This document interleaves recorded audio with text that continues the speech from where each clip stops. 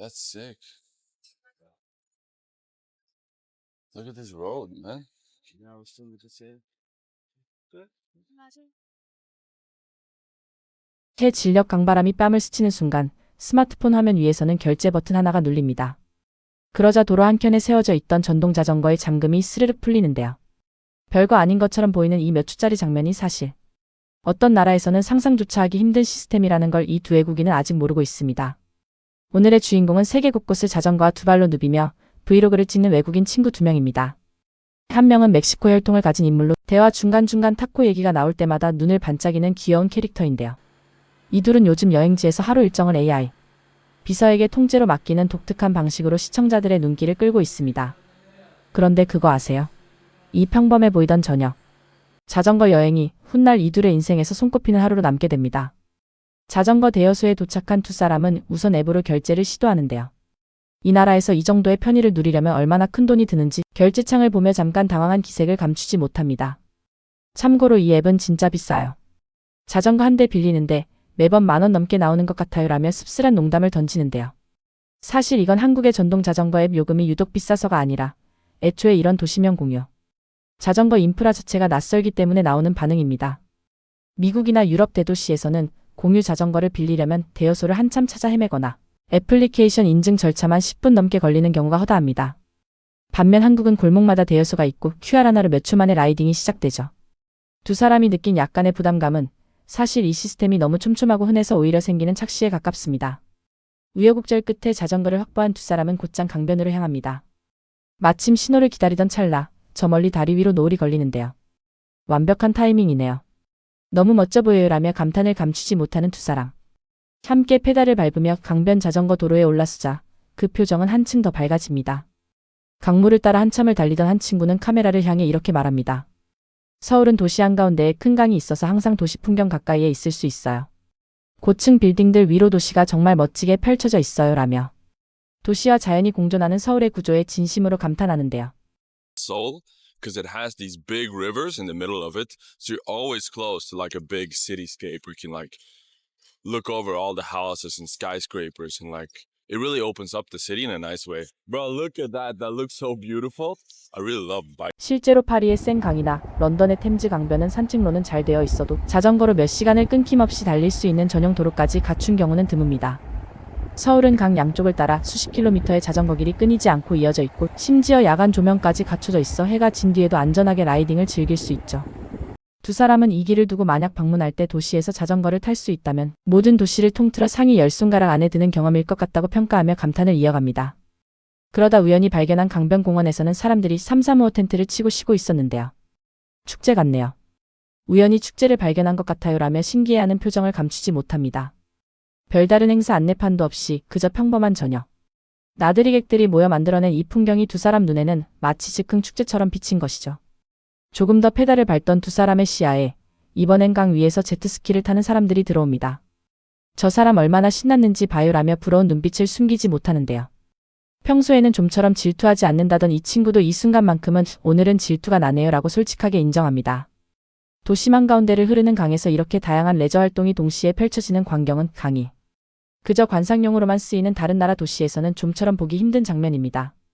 노을이 완전히 저물고 하늘이 짙어질 무렵 두 사람은 이제 저녁 일정을 정해야 할 시간이라며 재미있는 방식을 꺼내듭니다. 바로 AI 비서에게 오늘 저녁 무엇을 할지 통째로 물어보는 것이었는데요. 지금 내 위치를 확인하고 근처에서 할 수 있는 다양한 활동 목록을 가져와줘라고 요청하더니 재미있고 편안한 다양한 종류의 아이디어를 20개쯤 만들어서 상위 3개를 추천해줘라며 장난스럽게 명령을 이어갑니다. 두 사람은 이 대화 자체를 하나의 놀이처럼 즐기는데요. 그렇게 추천받은 목록 중 하나가 바로 근처에 거대한 불상이 있는 사찰이었습니다. 높이가 23m쯤 되는 큰 불상이 있대요라는 말에 눈이 커진 두 사람은 곧바로 강남 방향으로 방향을 틀었습니다. 강남에 갈 거예요. 부처님을 뵙게 되어서 정말 신나네요 라며 들뜬 목소리를 감추지 못하는데요. 어둠이 완전히 내려앉은 뒤 도착한 사찰 입구, 두 사람의 머리 위로는 파랗고 노랗고 붉은 연등들이 줄지어 걸려 있었습니다. 스마트폰 카메라를 들어 그 풍경을 담던 한 친구는 한동안 말을 잇지 못하다가 이렇게 되냅니다. 정말 말도 안 되네요. 이건 정말 멋져요. 이건 미친 짓이에요 라며 좀처럼 흥분을 가라앉히지 못하는데요. 사찰 안쪽 깊숙이 자리한 거대한 불상 앞에 다다르자 두 사람의 걸음은 아예 멈춰 섰습니다. 한 친구는 예전에 중국 각지를 여행하며 여러 불교 유적을 둘러봤던 경험을 떠올리며 이렇게 말합니다. 중국 전역을 아주 잘 여행했는데 이게 가장 아름다운 곳이에요 라며 최고의 순간으로 이 장면을 꼽는데요. 밤이 되어 조명이 은은하게 들어오자 불상은 낮에 볼 때와는 완전히 다른 분위기를 자아냈습니다. 배경 조명이 너무 크고 신성해 보여요. 강력해 보이면서도 동시에 평화로워 보여요 라는 말처럼 두 사람은 압도적인 규모와 고요한 평온함이 동시에 느껴지는 이 순간에 한동안 자리를 뜨지 못했습니다. So 100 points for this. Yeah, yeah. Seoul is actually one of the coolest cities. Like, So, it's actually awesome. yeah, This is sick. we went to the best bike path in Seoul, and then we went to the most beautiful Buddha statue I've seen.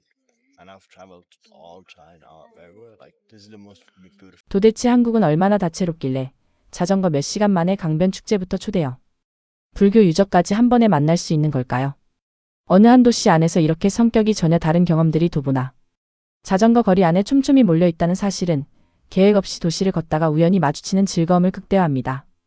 여운을 가득 아는 채 두 사람은 이제 저녁 식사를 해결하기 위해 근처 대형 쇼핑몰로 발걸음을 옮깁니다. 그러나 일요일 밤이었던 탓인지 매장 안은 예상보다 훨씬 한산했는데요. 규모는 크지만 동선이 복잡한 복합 쇼핑몰 특유의 구조가 오히려 이들에게는 피로감으로 다가온 셈입니다. 결국 두 사람은 발길을 돌려 거리로 나섭니다.